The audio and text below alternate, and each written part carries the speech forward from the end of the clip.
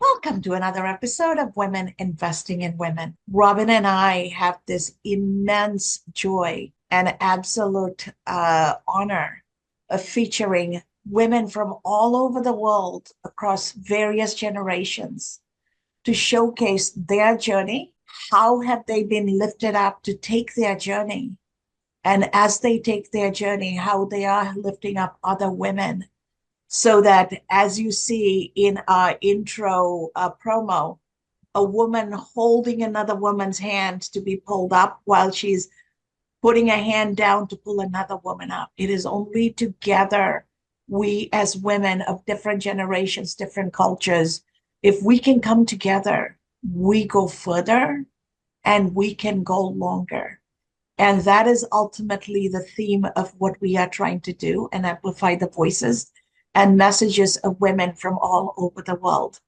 And you are going to be delighted by the young woman we're going to be talking to today. Busola Odeli is joining us from Nigeria. She's a young woman who works in the digital marketing and communication space. But the amazing thing about her is, as young as she is, she's already started working with other women, helping empower them, because she has grown up with a determination that she is going to be independent. She is going to build a successful life for her. And she uses term, she did not want to be a liability for anybody else. And so not only has she grown up with that, now she is paying forward to enable and ennoble other women to take that same journey. Busola, welcome to... Thank you, Dr. Henry. It's a pleasure to be here today. I am thrilled to have this conversation. And what I want to do to kick off is, what in your childhood moved you to want to be independent? And you specifically use the term, you don't want to be a liability. So to me, that tells me you've heard that terminology from somewhere, and how that impacted you, but how did you take that negative impact and turned it into something positive? Okay, thank you very much, Dr. Henry. While growing up, I'm a Nigerian, yes, and our environment, we see a lot of women get married, and they think, okay, in Nigeria, because farming has always been the order of the day. So most people, they don't train women in Nigeria. They don't train women in Nigeria because they believe they're going to get married and their husband will be the one to provide for the family. So I've seen a lot of people, a lot of women growing up, and they get married, and eventually when they get married, their husband treats them like trash. Yes, their husband treats them like they're not giving them anything. So they have the right to control them. They have the right to treat them anyhow, to treat them any way they want to treat them, because obviously the man is the one taking care of the family, is the one taking care of the children, is the one paying the school fees and all of that. So women are just there to get married, to give birth, and that's all. So in the environment I grew up, I looked at it and I've always said, I will never be like this. Yes, I do not want a man to treat me like I'm a trash, like I'm a nobody. So since then, I've always said it to myself that I'm going to be a great woman, a woman that people will look up to and say, yes, I want to be like this. And since then, I've taken my education very, very seriously. I remember getting admission into the university at age 15, and I studied my education. I studied very well. I took my academics very serious. And aside that, I felt like, okay, education is good, but you really need to have other things. If you want to be a great woman, you need to have other things to put you out there. It's not only the certificate. People really care about what you can offer. So if you want to be a great woman, if you want to be an example to others, you have to lead by example. So while I was in school, I learned a lot of skills. At first, I learned fashion designing. I learned for male and female. But aside that, I wanted something that can complement my certificate. So that was why I went into digital marketing. And since 2021, I've been doing well with that. But the one thing that motivated me to to take those steps is because I do not want any man to treat me like I am a nobody. I want to be a woman that can stand in the public and talk, and people will clap, and people will say, yes, I want to be like this person. Has it. This is so inspiring. I am just thrilled to hear what you're saying. And absolutely, no man should treat any woman like trash, and no woman should treat any other woman like trash. Um, I'm really, really impressed with your comments about education, that you took your education very seriously. And I have heard from some people that maybe they were from a lower economic situation, that when they really took their education seriously and tried to study hard, get good grades, that the other people around them would like make fun of them and would, who do you think you are getting an A? And really, instead of supporting them and trying to be like them, instead trying to pull them down. So what I'm curious to know is, in your educational journey, um, were there people who tried to pull you down? And what was it within you, in addition to what you've already said, that helped you, kind of like shooing these flies away, be able to stick to what you thought? And if people tried to pull you down, to not believe them and just believe in yourself and move forward. Okay, thank you very much, Robin. Yes, it is very, very normal. When you're in an institution, a lot of people will look at you like if you're really taking your education serious, they'll feel like you're doing too much. What is wrong with you? Just enjoy your life. You are in school, you go to parties and all of that. But no, when they say when purpose is not known, abuse is inevitable. But when you have a purpose, it is that purpose that will keep driving you. I have a purpose before getting into school. I know what I wanted, and that one thing kept me going. So that's just, I saw a lot of people talking bad about me. What's wrong with you? Why are you this serious? What is it? And all of that. Let's go to party. But no, I have a purpose. I have a reason for coming to school. I know what I wanted. And I kept on chasing my dream because I know my purpose, and that purpose kept on driving me. That actually makes my heart sing, Busola. And you Thank you, you made ma'am. an impression on me when we first met. And I am not surprised to see and hear the fire inside of you. Who in your family has been supportive of your dream and of your passion? And where have you drawn your strength other than just from inside of you? Truth be told, my mom has been that person. My mom has been that person I look up to that keeps driving me. Yes. My mom, she she may not have the money. She doesn't have the money. She doesn't have she doesn't have the power and everything. But I've always said I want to do more. Yes, I want to help my mom. My dad is supportive too. At least my dad was the one that sent me to school. He was the one that paid my school fees and all.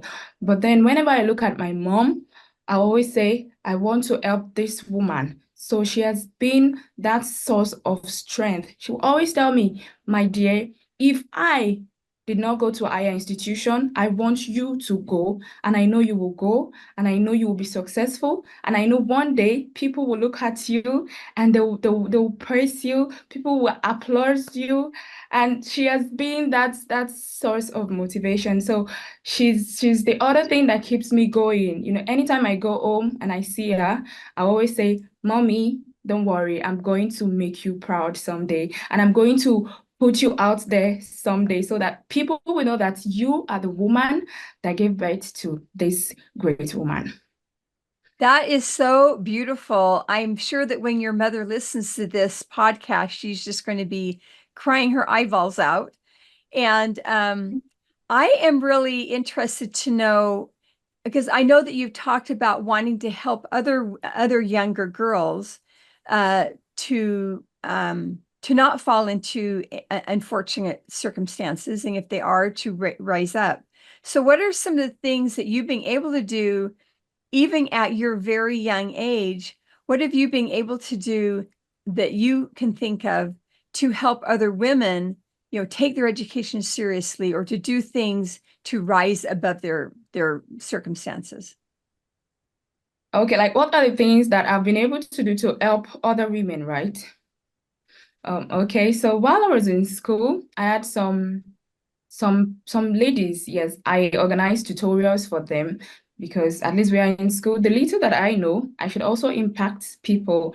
So yes, while we're in school, anytime we have exam, I bring them all together. People that I know that they might not be able to, like, they are not really sound. Yes, so I bring them all together, organize tutorials for them, and also while I was in school, we organized some programs for women because I was an ESCO in church then. I was a Bible study teacher and all. So then I organized tutorials for aside organizing tutorials, then I also organize kind of relationship women empowering women programs and all of that. So that has actually been the little I've been able to contribute. And also while I was serving, because in Nigeria, after going to school, we serve the country. So while doing that, I also organized some programs. Yes, myself and some other women. We also organized some programs for teenagers, basically, for young girls coming up. We talk to them why they really need to take their education serious. We we tell them why they need to take their education serious and also tell them to learn and work. It is not only about going to school. You really need to have other things that can complement your education. And presently, I'm still planning to do some digital marketing classes, like tech classes for ladies, basically. Yes, so I'm still planning it, but yeah, that's it. Thank you so much. It's amazing your passion and your commitment, not just to yourself, but changing the dynamics of gender roles and truly winning over respect for women that comes through very, very strong and clear. How do you feel for your own self? How do you feel about the journey you have embarked on? And how are you seeing it motivate you and transform you? What's it doing for you? Okay, how do I feel? I feel like I am growing. I feel like I am impacting people. And I feel like if I continue this journey like this, in 5 years' time, I I would have, at least I would have achieved something. I would have impacted a lot of people, not only myself, but a lot of people around me, and they can actually see me and learn from me and also want to be like me. So yes, I feel like I'm fulfilling my dreams and I'll continue to fulfill the dreams until I achieve what I really want to achieve. That's really, really exciting to hear what you want to do. What are some of the things that as you envision, 5 years from now? What are some of the things that you envision being able to do, uh, like say 10 years from now, 15 years from now? What do you envision in that, in your career path or in your personal life, things like that? Oh, okay. Thank you very much. Well, I've always had the plan of having a digital marketing agency I'll be the head of that of the company. But I have the plan of bringing people in. I'm not going to collect money from them. I'll teach them. After teaching them, they can also go and start their life. And aside that, I have plans of having a fashion home where I can bring in young girls. They learn. I give them sewing machines. they leave and they start their own life. That has always been my dream, and I also have a kind of counseling, let's say counseling organization where I talk to people, where I advise ladies why they need to start their career at a very younger age. Well, my focus is actually on teenagers. Yes, because I believe if we catch them young, they will grow up to become better in the society. So that is my plan. That is an absolute valuable statement you made. We need to get to children when they are young because you can inspire them, ignite their passion, and guide them in the right path. And then they start their adult life right. And when they have a purpose, they are truly going to focus on that purpose and not get distracted. What are some of the roadblocks you think that are going to be in your way? Because a lot of girls are growing up in this environment where a woman's role is getting married, having babies, raising those babies, and then taking care of the husband. And it looks like men don't think that running a household and taking care of everything so that their meals are provided, their clothes are washed, and they can go to work and focus on work. Men can do that because women take care of everything at home. And we don't live in a world where women get paid to do all of this, right? So they're actually doing work, but they don't get paid. But so young women in this environment can get caught up and fall into that same norm. What are some of the roadblocks you're seeing in inspiring and motivating and transforming young women to follow in your footsteps? Um, yes, I actually know that it will be really hard to convince people because the first thing is, going to their parents to say, okay, sir, ma, I want your child to do this, to do that. And they'll be like, no, their role is to get married. When they get married, they will be at their husband's place. And also one thing that I actually see as a roadblock, a problem, is trying to convince their parents. Yes, I see that as a very big problem. But I know that with time, when people see reasons to do something, they will surely want to do it. Yes, when they see other people doing great things, they will really want their own children to also be like that. So when we're able to get few people to join the train, with time, all other people will actually release their children to also join the train. Because when people see results, they will actually take the steps to. Yeah. It's interesting because I think that until society changes and views women who are having babies and raising them and contributing, until they view that as being highly valuable and full of respect, then it will be very, very difficult to follow in that road. But I'm loving what you're saying is bringing respect to that position, and in addition to that, looking at other that additional alternatives where you are getting actually paid for work, all this extra work.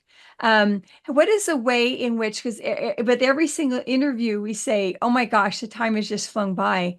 How can people get a hold of you if they want to learn more about what you're doing and be able to follow you and take part of what you're trying to create? How can people get a hold of you? And then do you have any final golden nugget that you would like to share with the audience?